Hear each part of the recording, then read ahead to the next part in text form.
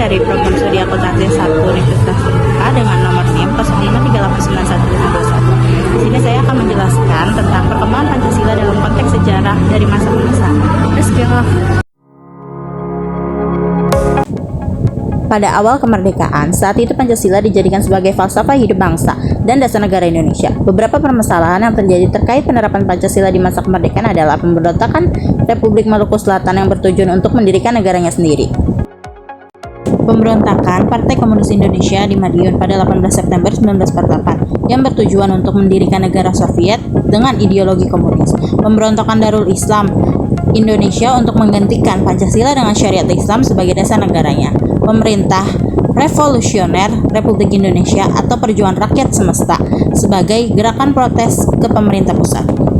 Pada masa Republik Indonesia Serikat, periode ini negara Indonesia berubah bentuk dan sistem pemerintahan. Bentuk pemerintahan diarahkan bentuk negara lain, situasi dan kondisi politik semakin tidak kondusif. Berbagai perubahan dalam pemerintahan juga terjadi termasuk perubahan kabinet. Pada periode ini pula bangsa Indonesia memiliki lambang negara yang disebut Garuda Pancasila.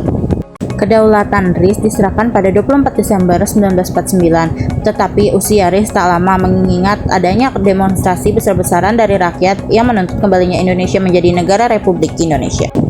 Pada masa demokrasi terpimpin. Masa demokrasi terpimpin merupakan periode yang penuh gejolak dengan konflik internal, pergeseran ideologi, dan tekanan dari kekuatan luar. Pada masa ini Pancasila berfungsi sebagai alat intimasi politik sekaligus sebagai landasan moral bagi bangsa. Pancasila pada masa demokrasi terpimpin memiliki beberapa ciri khas yang mencerminkan supaya pemerintah dalam mewujudkan cita-cita bangsa.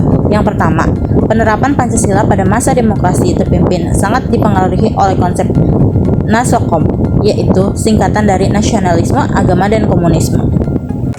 Kedua, pada masa demokrasi terpimpin, pemerintah memberlakukan dekret Presiden 5 Juli 1959 yang membubarkan Konstitusi dan kembalinya ke UUD 1945. Ketiga, penerapan Pancasila pada masa demokrasi terpimpin juga ditandai dengan penekanan pada sila kelima, yaitu keadilan sosial bagi seluruh rakyat Indonesia. Pemerintah berusaha mewujudkan kesejahteraan sosial melalui berbagai program pembangunan ekonomi dan sosial.